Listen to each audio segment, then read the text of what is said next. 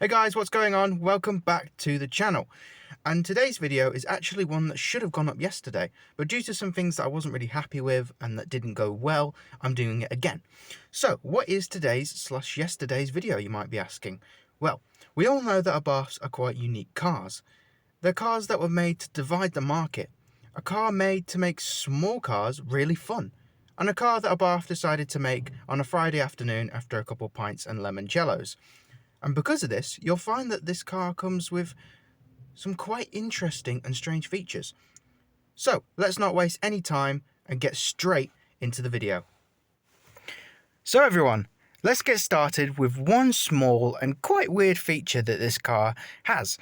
That's to do with the gear stick. Now, the normal and regular main 5 gears that this come with are an absolute joy to use. Going through and up the box is absolutely awesome. It's such a joy to do, and it makes everyday driving so much fun. So that leaves reverse gear. Now, reverse gear acts as it should. It does what it needs to do. But putting it in to reverse gear is where the problem occurs. Now, the weird thing about it is that some reason there's a blockade that prevents you from putting it into reverse fully. Now, I don't know what this is. It's either the synchro mesh or just a weird little thing that the gearbox has.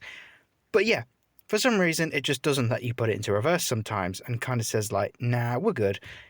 So to prevent this from happening and to stop the absolute awful noise that is the gearbox ripping itself out, because if you're a car guy, you'll know what that sound is like if your gear is not in properly. It's horrible. Trust me, just take my word on it, it is the worst sound on the planet. But to prevent this from happening on this car, all you got to do is just push it all the way over with a little bit of force, not much mind you, push it down and it should go into gear just fine. No problems at all. I have noticed that it does happen, and you know, I've had it for about a year and a half now. It happens sometimes. You can't get it perfect every single time, even with that method I just showed you. It just kind of happens. So just double check and make sure it is in reverse before you do move off. Otherwise, you may get a very unwelcome sound. Your eardrums won't thank you, and neither will the car.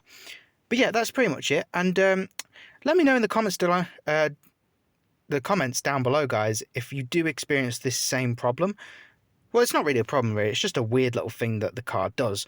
But yeah, if you experience as well, just let me know down in the comments. And yeah, I'm intrigued to see if everyone else has that same weird little occurrence. But let's move on to something else, something that's a little bit cooler. All right, so the next thing is located on the door handle. Now, you might be thinking, well, what's cool about a door handle? All it does is just open and close the door. That's it, right? Well, in this car's case, that is not the only thing it can do. Now, obviously, cars have the feature to lock themselves from the inside, and there'll usually be a button located on the dashboard, or the center console, or the door cards, allowing you to do that exact thing of locking the car from the inside. But of course, as we all know, Abarths are not normal cars. So, how exactly do we lock it from the inside? Because, as we can see, there is no button inside to do it. But if we go back to the door handle, you might have guessed already of how it can be done. And it is through pushing the door handle forward. And as you just heard, or as long as it's picked it up, the locks just went. And now the car is locked from the inside, which means you can lock the doors via the door handle, which is not the biggest thing in the world, and it's not exactly the coolest feature to ever be put on a car. But I just think it's quite a unique place to have the locking mechanism, which, you know, it's kind of cool. It sets it to be different than its rivals. Instead of just having a normal button on the dash or something, it's right next to you. It kind of makes it a lot easier, actually. Instead of like trying to remember where the button is and faffing around for it, you literally just open it to unlock it or push it to lock it. And that is really cool. I think that is a really unique, nice little place to have it. And yeah, it just makes life a little bit easier when you're trying to lock the car doors. So, let's move on to something else that is also pretty cool that I think you'll find pretty neat. Now guys, this next feature includes the radio. So, let me put you in a scenario here. You're waiting outside a shop or in a car park and you're waiting for your friends or family. They're taking a little bit of a while and, you know, a bit longer than you'd like. You're sat there with the car running and you're thinking to yourself, man, I'm wasting fuel here, but I don't want to turn the car off because I want to listen to some banger tunes on the radio. But if I turn the car off, then the radio's going to shut down. What do I do? Well, This is where Abarth have decided to put a little feature in that allows you to listen to your favourite songs even when the car's off. So let me just show you that my key is in my hand and the car is fully off. There is no key in the ignition. The second key is in the house, so I'm not cheating, and the whole car is currently off. So let me just press this button here.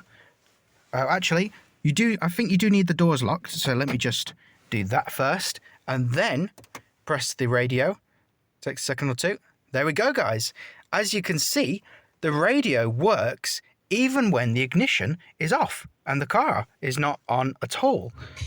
Oh, let me just turn that off because I don't think that's copyrighted music, but we don't want to take the chance. And or we could just turn it down just to show you that it is working properly. And let me just press the mute button, actually.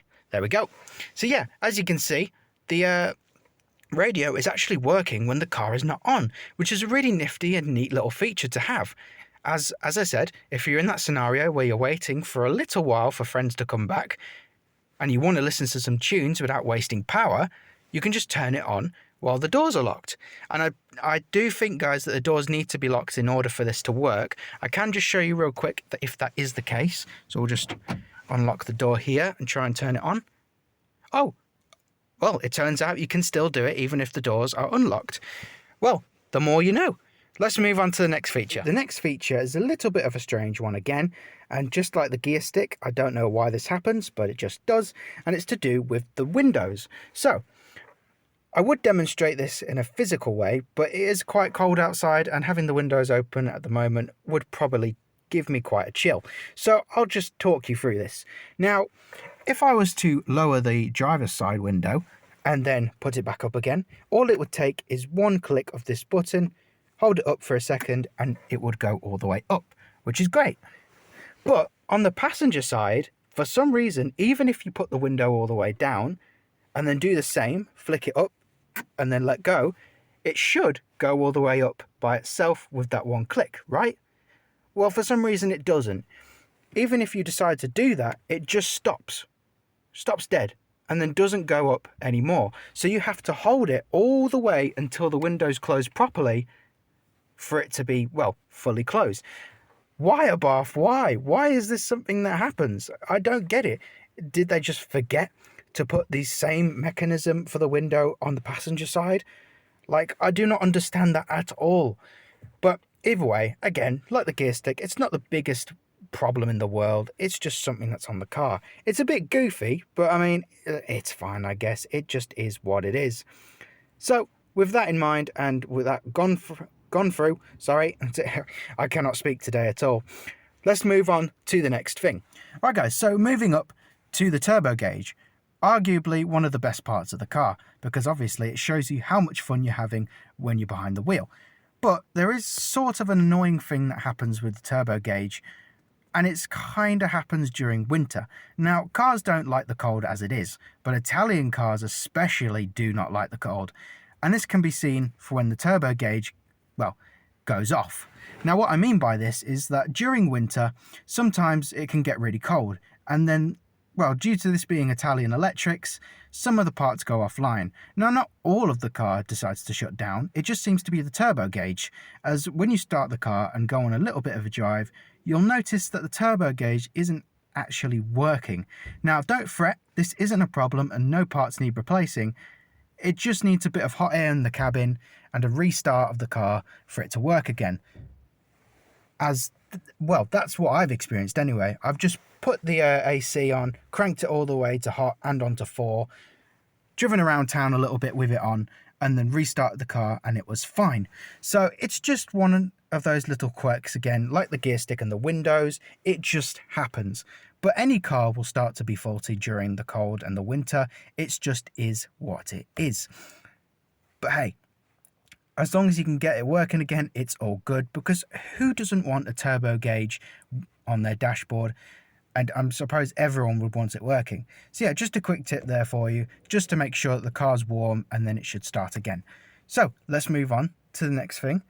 All right, everyone, so the next thing that I want to go through is actually the displays on the Abarth dashboard.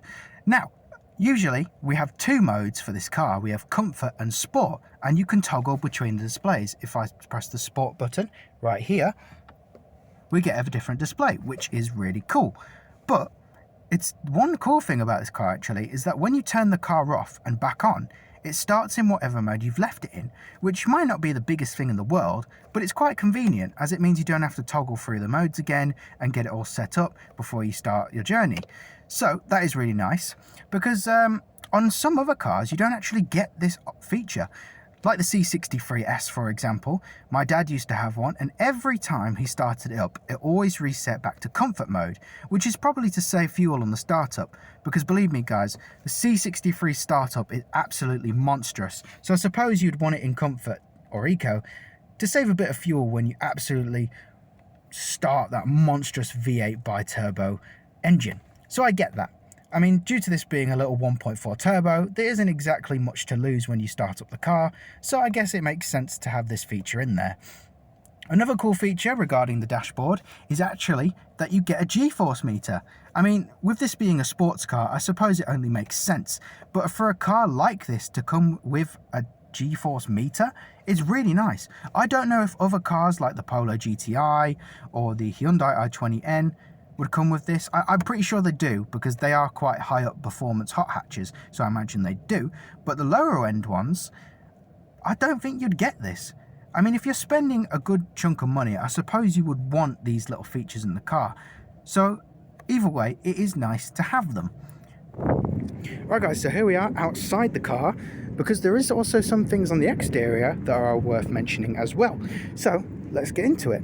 Now, the first thing that I wanted to talk about to you was actually in regards to the wheels. Now, the wheels are a bit of a weird one on this car. Due to the size of the car being so small, the bolt pattern and PCD on the wheels are quite strange also, as it's 4x98, which means if you wanted to buy a custom pair of wheels for this car, it can be a bit difficult, as a lot of wheel sizes nowadays are like 5x120, 4x100. You'd rarely see ever 4x98 wheels for sale, which can make buying a pair of wheels for this car very difficult and could lead you on a bit of a hunt to find the perfect ones. But you can, if you wanted to, buy wobble bolts and put them on, allowing you to buy 4x100 wheels if you really wanted to. It's not advised because it is a bit of a faff to put them on, but it just gives you the option to do so. But I would just recommend buying the right sized wheels for the car. The ones that I recommend are either other Abarth wheels or even Alfa Romeo wheels, since they also sit at 4x98 for their PCD. And I'd recommend it. They work well. I've actually seen a couple of Abarths with Alfa Romeo wheels and they look pretty nice. So if you wanted to do that, go for it. So one of the other things I wanted to show you on the outside of the car is if we open the door fully here, and then, where's my key at? There it is. Oh, let's get me big thumbs out of the way. There we go. So if I lock the car while the door is open, as you can see, I don't know how we saw that. Let me just do it again. As you can see, we get 6 blinks from the lights, which is actually quite useful. It tells you that the car is not closed properly, therefore you can't lock it. And so to tell you that, it gives you a lot of blinks from the indicator and the main headlights in order to tell you that, which is nice. It gives you a lot of time to look back and think, oh, I haven't closed the car properly. And instead of just 1 blink, 6 blinks definitely allows you to know that the car isn't locked. Because if you just locked the car and it did 1 blink, you'd think that the car's locked and you're fine. But from it giving 6 blinks, you can definitely tell that something's wrong. So I really like that, and I think that's a really cool thing that they did. Right, let's move on to the back as well.